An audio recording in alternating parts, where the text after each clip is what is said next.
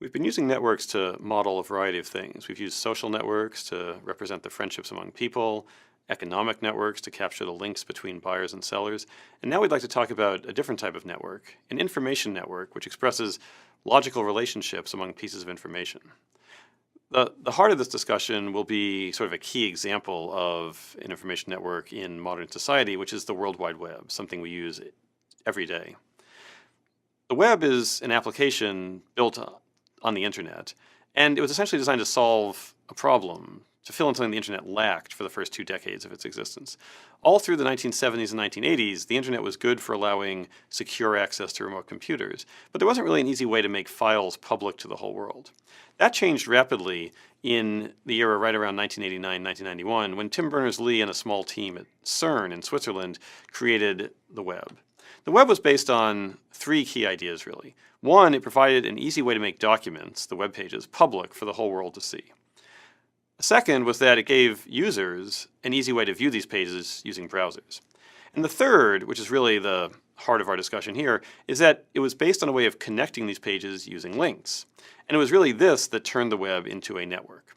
If you think about your own experience using the web, this is sort of what you see, right? You say you're reading a blog, you see a post on the blog, you follow a link from that post to a news article, you read that for a while, you back up, you read another post, you follow a link there. Although we don't always think about it this way, what you're really doing is walking around on a big network where the nodes are pages and the edges are links, and you're following links, visiting other things, going in different directions. Let's see how this works with a picture. Instead of thinking about these actual web pages as they look on your browser screen, let's sort of take a bird's eye view of them, or at least a kind of conceptual view of them, and say, suppose we're starting at, say, the home page for a course about networks. And on this page, it has various things, and it says, we have a class blog where students write blog posts, and it links to that blog. And so we click on that link, and we end up on the class blog, and there's a series of posts. One of them is about Cornell, where the course is being taught. One's about some company, we'll call it Company X. And maybe we're interested in these, so we follow links out of them. So the blog post about Company X leads to a news article about that company. The post about Cornell actually takes us to the Cornell homepage. And we explore around the Cornell homepage for a while, and we see they have a list of classes. We go there, and as we read down it, we see that way down in that list of classes is a link to a course about networks. And we follow that link, and we actually end up back where we started. Right? So we walked around. Maybe this took us 5-10 minutes. We were aimlessly exploring. But in the graph on this network, what we saw was a set of nodes that we were traversing, and we were following these links, and we actually followed a path that brought us back to where we started. Now, because we're so familiar with this from our experience, we might think that, well, how else could you have organized the web, right? This just seems like an obvious decision. But in fact, there are lots of ways that we organize documents. We put them in folders, we put them in taxonomies or other organizations. We could even sort them alphabetically. In fact, structuring the web as a network was both inspired and non-obvious, and it's really what gave it the kind of experience that we now see today, and that really gives it its organizing principle. But the idea to organize the web as a network didn't come out of nowhere.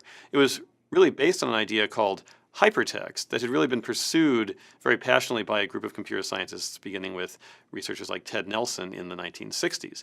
The idea was to take text, the way we organize it in books or articles, and to sort of explode the linearity of that text. Normally, text just is one thing after another, but hypertext was designed to break it apart and put it into a conceptual space where the links between the pieces of information could be made explicit.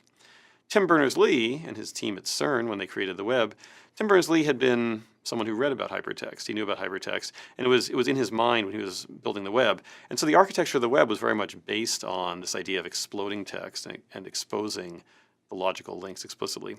And through the web, the idea of hypertext was brought to a global audience on a scale that really no one could ever have imagined. But of course, the idea of networks on information, that information can have a network structure, that didn't start with the web or with hypertext.